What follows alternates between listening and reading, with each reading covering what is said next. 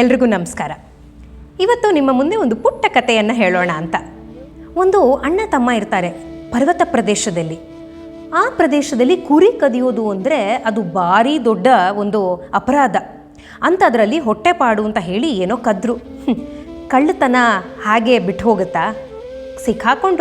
ಸಿಕ್ಕಾಕೊಂಡು ಕೂಡಲೇ ನಂತರದಲ್ಲಿ ಇವರಿಗೆ ಏನಾದರೂ ಒಂದು ದೊಡ್ಡ ಶಿಕ್ಷೆಯನ್ನು ಕೊಡಬೇಕು, ಅದರಿಂದ ಪ್ರತಿಯೊಬ್ಬರು ಪಾಠ ಕಲಿಬೇಕು ಅಂತ ಹೇಳಿ ಆ ಹಳ್ಳಿಯವರೆಲ್ಲ ಸೇರಿ ಇವರ ಹಣೆ ಮೇಲೆ ಒಂದು 2 ಅಕ್ಷರಗಳನ್ನ ಬರೆಸಿದ್ರು.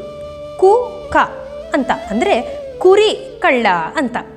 ಯಾರೇ ಇವರನ್ನು ನೋಡಲಿ, ಸಣ್ಣ ಮಕ್ಕಳಿಂದ ಹಿಡಿದು ಆಬಾಲ ವೃದ್ಧರ ತನಕ ಪ್ರತಿಯೊಬ್ಬರೂ ಕೂಡ ಕುರಿ ಕಳ್ಳ ಅಂತ ಕರಿತಾನೇ ಇರೋದು. ನೋಡಿದ್ರು ಅಣ್ಣನಿಗಂತೂ ಇದರಿಂದ ಬೆಸೆತ್ತು ಹೋದ, ಸಾಕಾಗೋಯ್ತು ಅವನಿಗೆ.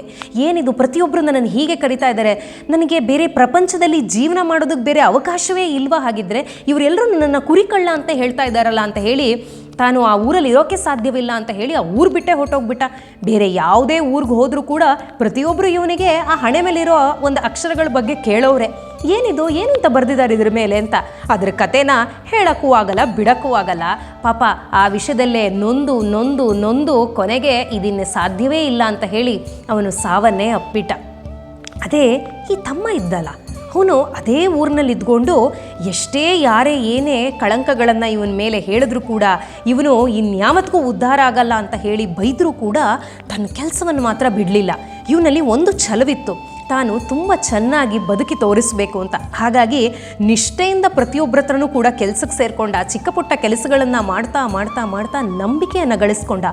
ಜನ ನಿಧಾನವಾಗಿ ಆ ಒಂದು ವಿಷಯವನ್ನೇ ಮರಿತಾ ಹೋಗೋಕ್ಕೆ ಶುರು ಮಾಡಿದರು.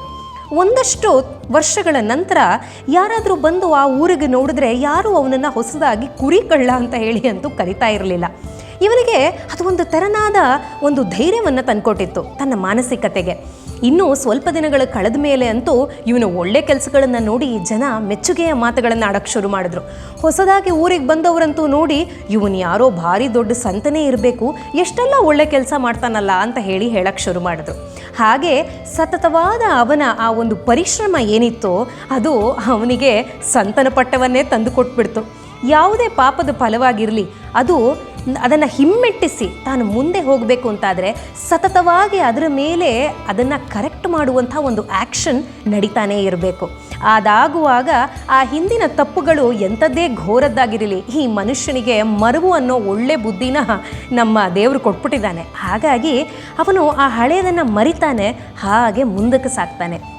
ನಮಗೆ ಜೀವನದಲ್ಲಿ ತುಂಬ ಒಳ್ಳೆ ರೀತಿಯಲ್ಲಿ ಬದುಕಲೇಬೇಕು ಅಂತ ಇದ್ದರೆ ಒಂದು ಸಣ್ಣ ತಪ್ಪೇನಾದರೂ ಆಯಿತು ಅಂತ ಇಟ್ಕೊಳ್ಳಿ, ಅದಕ್ಕಾಗಿ ಅಯ್ಯೋ ತಪ್ಪಾಗೋಯ್ತು ಅಂತ ಕೂತಲ್ಲೇ ಕೂತು ಬೇಜಾರು ಮಾಡಿಕೊಂಡು ನನ್ನ ಜೀವನನೇ ಮುಗಿದೋಯ್ತು ಅಂತ ಹೇಳೋವಂಥ ಜನರ ಮಧ್ಯೆ ಇಲ್ಲ, ನಾನು ಬದುಕಬೇಕು, ನಾನು ಈ ರೀತಿಯಲ್ಲೇ ಬದುಕಬೇಕು ಅಂತ ಹೇಳಿ ಪಣ ತೊಟ್ಟು ಕೆಲಸ ಮಾಡುವಂಥವ್ರು ಇರ್ತಾರಲ್ಲ, ಅವರು ಯಾವತ್ತೂ ಕೂಡ ಸೋಲಲ್ಲ. ಯಾಕೆಂದರೆ ಅವರು ನಿಲ್ಲೋದೇ ಇಲ್ವಲ್ಲ, ಕೆಲಸ ಮಾಡ್ತಾನೇ ಇರ್ತಾರೆ.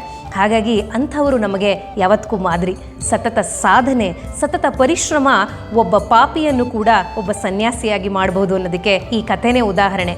ಸ್ವಾಮಿ ಶಿವಾನಂದರು ನಮಗೆ ಇಂಥ ಅತ್ಯುತ್ತಮವಾದ ಕಥೆಗಳನ್ನು ಕೊಟ್ಟಿದ್ದಾರೆ. ಸ್ವಾಮಿ ಶಿವಾನಂದರ ಕಥೆಗಳನ್ನು ಆದಷ್ಟು ಓದ್ತಾ ಕೇಳಿಸ್ಕೊಳ್ತಾ ನಮ್ಮ ಬದುಕನ್ನು ಕೂಡ ಹಸನಾಗಿಸ್ಕೊಳ್ಳೋಣ. ಏನಂತೀರಾ?